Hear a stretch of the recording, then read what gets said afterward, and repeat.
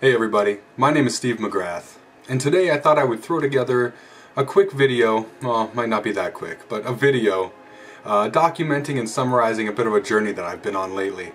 And because I lack any creativity or originality, I've simply decided to title this video The 70-Pound Journey. And essentially, it will basically discuss the sort of ins and outs of the last 4 or 5 months of my life, where I went from 287 pounds, where I was sitting for quite a while, down to what I am officially today, which is October the 24th, 2013, which is 217 pounds. I guess what I will do first is give you a quick background on my situation. So, I guess we'll call this Part 1, the quick background. Now, we'll start way back, and we'll just do this fairly briefly. When I was in elementary school, I wasn't overweight. I was a very active kid, like most kids in elementary school. At recess, I played soccer and football and basketball and Red Rover and British Bulldog and all the other crazy games kids play. King of the Hill when it snowed and you'd literally just throw people off of a 20-foot mountain of snow in the parking lot in the schoolyard. Some dangerous stuff, but that's neither here nor there. It was probably once I got to middle school that I started putting on excess weight. Suffice it to say that when I was young, my life was a little bit unstable. I was moved around a lot, and actually, in elementary school in grade 6, I was asked to go down to the office and find out how many schools I had attended up until that point to fill out a form, and the number was obscene. It was like 11 or something. So it was like 11 schools by the time I was in grade 6. So I was all over the place. And the reason I tell you this is because the first time that I ever found any sort of stability, like long-term stability, was when I moved in with a family friend who took care of me and kind of picked up some of the slack where there was some slack in the child care department. That's when I first sort of like set roots a little bit, and that was in grade 5. The family friend who started taking care of me at that point was a big guy. Like a big guy, like 600 pounds. When you live in a house as a child, you just sort of eat whatever's there. That's sort of the rule. You don't have your own money to go and do your own shopping.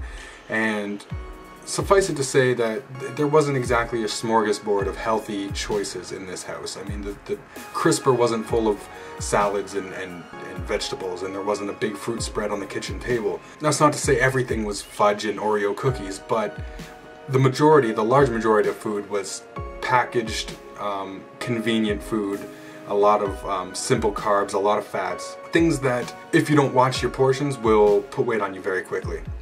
And portion control in that household was not even a thing. Like, that wasn't something people considered. So by the time I reached middle school, which was grade 7 and 8, I had started putting on a few pounds.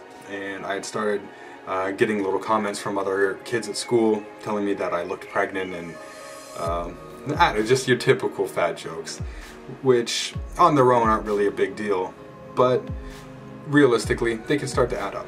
Anyway, high school came, and by the time I was in grade 9, so 14, 15 years old, I was pretty big. I was probably sitting at around 270 pounds. That wasn't all fat. I grew really young, so I was already over 6 feet tall.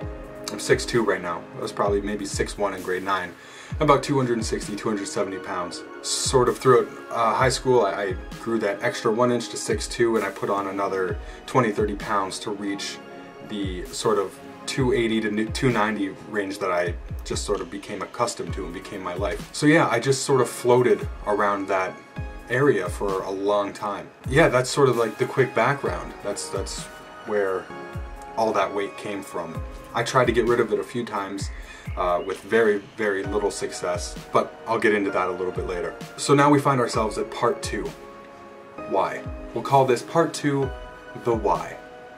Why did I want to lose this weight? Well, that much for many people out there is probably fairly obvious, but I had a couple of other motivating factors along the way that I will also explain. First and foremost, when you're overweight, people aren't afraid to tell you that you're overweight, and they're not afraid to do it in a derogatory way. Throughout high school and middle school, and even a little afterward with once I moved into the adult world, I still dealt with a lot of the criticisms that come along with being overweight, fat, and it starts to wear on you. It starts to get into your mind a little bit, and it starts to chip away at your confidence, which is obviously not something that you want to happen. You want to feel comfortable in your own skin. I mean, that should go without saying. Another why is because my best friend, and the friend that I spend the most time with, and the friend that I'm always going out with to parties and going out to socialize, has always been in great shape. He started working out and hitting the gym in high school, and ever since, he always had a very lean frame, but ever since he started hitting the gym, he just was in very, very good shape. When your best friend is in such good shape and you're in such not good shape, obviously people are going to be more drawn to them, and people are going to compliment them on their appearance, and you're left sort of feeling a little bit like chopped liver. So that was also a factor that sort of weighed on me over and over again as time went on. That's not something I hold against him, because, you know, he did great. He started working out young, and that's, you know, he stayed healthy and he stayed fit, and that's great. I can never fault him for that. And I suppose the last catalyzing event before really diving into this specific journey, which didn't turn out to be a massive failure like the other weight loss journeys I attempted.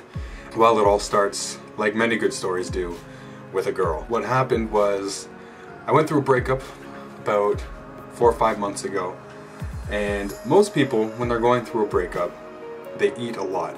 A lot of people are emotional eaters, so when they're upset or when they're sad about something, they'll run to the freezer and grab a pint of Haagen-Dazs and mow down on that, or they'll do like the comfort food like mashed potatoes and gravy, and they just eat and they put on all this weight. I've always been the exact opposite. I can't eat when I'm feeling upset or angry, and considering that this feeling of being upset and angry due to it being a breakup lasted for quite a while, I went through a period where it sort of started this weight loss unintentionally.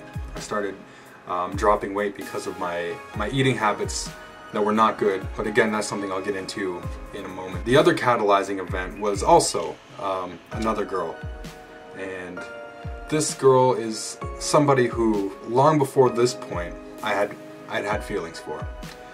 Feelings for her for quite a while, and by quite a while, I'm talking years. I had always been in a relationship up until that point, or she had always been in a relationship, sometimes both, and I couldn't even formulate a sentence around this girl. I would get tongue-tied and I would get nervous. And for those of you who know me, socializing is not a problem for me. I'm very social. So this for me was a completely new phenomenon that I wasn't used to. After this breakup with this girl, I started speaking to this girl that I had feelings for a long time, just online, very casually, and the possibility of maybe, you know, telling her how I felt and things working out just lit a fire under me like I can't even tell you.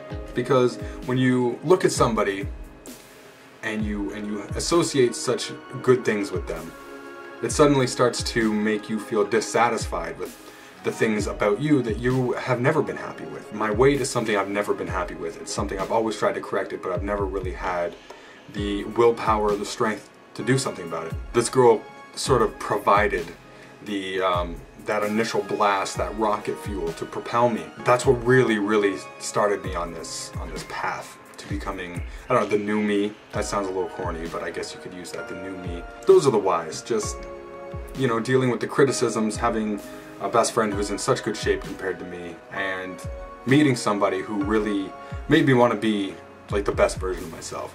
Those would be the whys. So now we will move on to what will undoubtedly be the meat of this video, which is part 3, the how. I don't know too many people, aside from crazy fitness gurus who have gone through these huge transformations.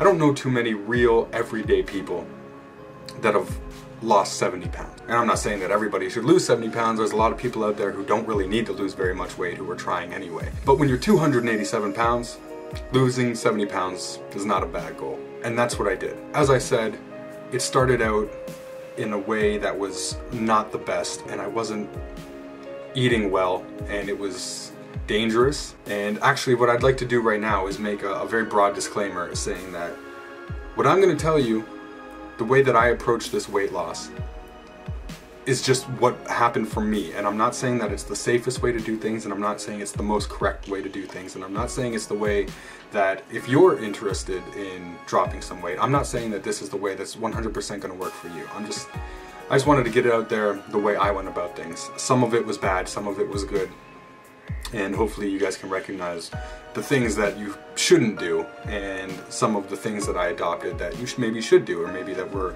wise decisions. And so I just want to get that out of the way, because I don't want anyone taking what I'm saying and applying that in a way that might impact them in a negative way. Disclaimer out of the way, nobody sue me, please. I can't take the financial hardship. Alright, after this breakup I was eating next to nothing.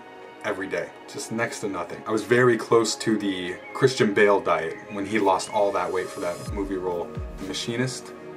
I can't even remember the name of the movie. I was eating 2 pieces of fruit, so maybe an apple or a banana, and a can of tuna a day. This is bad for a couple reasons. One, that is not enough calories. That is not enough food to keep your system going, and it can be dangerous. Your organs can shut down. You can have some serious problems arise from having that few calories. It's not good. The other problem is, actually one problem that people probably wouldn't think of, is the tuna. Eating a can of tuna every day, that's too much mercury, and you can get mercury poisoning. Your levels of mercury can get too high to the point where it's actually toxic. That's also a no-no for a long-term thing, just for the record. The Christian Bale thing was no accident. I was looking on the internet for people who were eating next to nothing. And I wasn't doing it because I wanted to lose weight. I was doing it because I recognized that I just was in a position where I wasn't going to be able to force down enough food to be healthy. So I wanted to take an example, at least from somebody who was in that position and didn't have to end up in the hospital, or didn't wind up flying down the highway to the emergency room because of it. So after researching what Christian Bale did in this diet that he went on, there were no negative effects. Maybe he didn't do it long enough, which is, I think, what happened with me, because I corrected it soon after. That was probably the first 3 weeks. I would just eat almost nothing, and I probably dropped, it's hard to remember the exact numbers now, probably in that 3 weeks I dropped maybe 15-20 pounds, which is bad because, as I said, that's not healthy, but at the same time I'm the kind of person who needs very immediate results to stay motivated to do something. As I said, I had tried to lose weight before and it was unsuccessful, and a lot of that was due to the fact that I would do it quote-unquote properly, but it was just too slow and I would fall off the wagon and I would give up. So this initial unhealthy, dangerous, stupid way of going about things may have been the thing that kept me sort of on the path.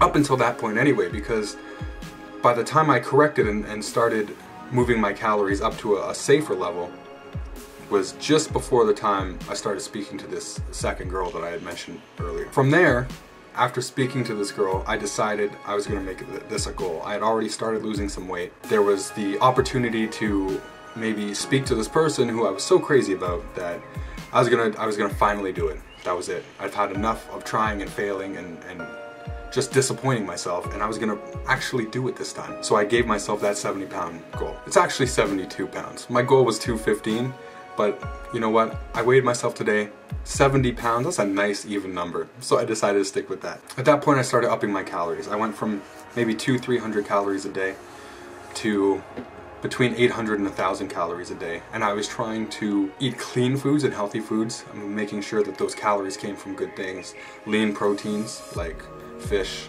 or complex carbohydrates, whole wheat breads, brown rices, and things like that. By the time that the first night rolled around where I could speak to this girl that I was really into, I had got myself down to about 250 pounds, maybe 255, somewhere around there. I actually felt good. I felt good about myself. Still not as good as I knew I could feel if I continued, but it actually gave me the confidence for the first time since I met this girl to actually talk to her. It took a while. It took a while. The first maybe hour or two of the night I could not even do it. But after a while, I'm sure maybe a couple drinks didn't hurt, but there were times in the past when I had had a couple drinks and it wasn't enough. So I think a mixture of the added confidence and the maybe a bit of alcohol actually allowed me to bite up the nerve and talk to this girl. It turned out well. I'll just say that. Things went well. From there, my motivation only increased and only continued to rise almost exponentially because I started spending more time with this person. And again, when you see somebody who's really amazing and that you admire and that you look up to, it becomes easier to spot the flaws in yourself. So I continued and I worked harder and I was more strict on my diet. That's not to say I didn't screw up. There were times where I would go out with friends and it would be 2 in the morning and there was that magical glow of the golden arches at like 2 a.m. and you'd go in there and my friends would be getting food and I would not be able to stop myself. So I actually think that's really important to note, is that just because you have a hiccup or two along the way doesn't mean you're a failure, and it doesn't mean you're not going to accomplish what you set out to accomplish. I was actually probably too strict at that point. I wasn't allowing myself any cheat days where I could just indulge and sort of enjoy myself, and it's really, really, really hard to stay committed when you can never have those things that you are craving all the time. I don't really fault myself too much. I did at the time. It would be the next morning and I would wake up and you would see the walk of shame. You know, somebody has a one-night stand with someone, they feel crappy about it the next day and they do the walk of shame back home. I would do the walk of shame from McDonald's at 2 in the morning back to whoever's house I was crashing at for the night. That was my walk of shame. I really beat myself up about it, but now in retrospect, I don't think it's that big a deal. And I think indulging every now and then is actually for the best. Up until this point, everything had been strictly making sure my calories were between 800 and 1,000. And again, for someone my size, many people would say that's unhealthy and it's not safe. But I was seeing results quickly and and consistently was the big thing. So I stuck with it and I just sort of let my body, I trusted my body to tell me if there was something wrong before things were too wrong. I felt fine. I always felt I actually had more energy than I had eating 3,000 calories a day back before I started this whole thing. And all it was 800 to 1,000 calories and a multivitamin and lots of water. That was it, and I felt great. I guess I'll point out now, just for the sake of anyone who's feeling concerned with this amount of caloric intake, I never had a problem. I never felt bad. I don't even think I got sick. I mean, my immune system was still okay. Never found myself at a doctor's office throughout this whole ordeal. So again, I'm not saying that you should have that many calories, because there are a lot of people out there who will tell you that you need more than that, and I'm not saying otherwise. I'm just telling you what I did and what worked for me. Around this time, I started doing a lot of research into nutrition and fitness, and I found a couple of channels on YouTube that I found really motivating, for one, and informative. The 2 channels that I've sort of been living by are Elliot Hulse, who runs the Strength Camp channel, who is just one of the most motivating, inspirational people probably in the entire world. Very intelligent guy, very enlightened. I watch his videos every day, sometimes an hour or 2 a day. I would just go into his backlog of videos and just watch a bunch of them. And then after Elliot Hulse, I started watching the Hodge twins, who their channel is Twin Muscle Workout. I don't know, they have Hodge twins, they have Fasting twins, and they have a couple other channels as well. These guys are really funny, also very inspirational, but they have a lot of sound advice, especially about nutrition. And this is the point where I started altering my nutrition to incorporate something called intermittent fasting. What intermittent fasting is essentially is, in a day, rather than just spreading all your meals out, which I had always learned was the right thing to do, to not have all your meals condensed. But intermittent fasting sort of flies in the face with that, I should say. And what they tell you to do is have an eating window of, they say 8 hours, I do a 6-hour eating window, and you eat all your calories for that day in that small window. And for the rest of the day, your body goes into a fasted state, which has a bunch of different health benefits, which, if you're interested and if you're so inclined, I'm sure you could do a little research. It's actually very, very interesting stuff. So yeah, I took on intermittent fasting, and I also started adding a little bit of activity into my schedule, and I started jogging a 5K. And at the beginning, my first jog, I went 700 meters before I had to stop and walk. Just gassed, out of breath, felt like I was gonna throw up. After 700 meters, I would stop and go, stop and go, stop and go. Fast forward a little bit, on my 5th run, finally I did the entire 5K without having to stop to walk once. I'll admit, it was a pretty slow pace for a jog, but it was something. Since then, I've been trying to go every day with the exception of usually Saturdays, because I go out and sometimes I have a few drinks, and I just take my Saturdays. But I try to do 4 or 5 times a week usually. It's been fantastic. My time has gotten down. My best time was just under 30 minutes for a 5K. It was 29:55, which for me, I was somebody who never thought I'd be able to run a 5K period without falling apart halfway through. Never mind working my way down to a respectable time. So that's something that I've been doing.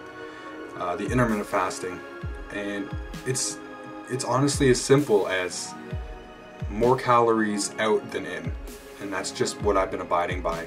And the extra little things on top of that are just sort of a bonus. But it's really basic math. You can easily find BMR calculators online that tell you how many calories your body needs to sustain itself, like on a day-to-day basis, just to run. Currently mine is about 2,200. If I eat, oh, another thing I should mention is I up my calorie count again once I started jogging. So I'll eat probably about 1,400 calories a day.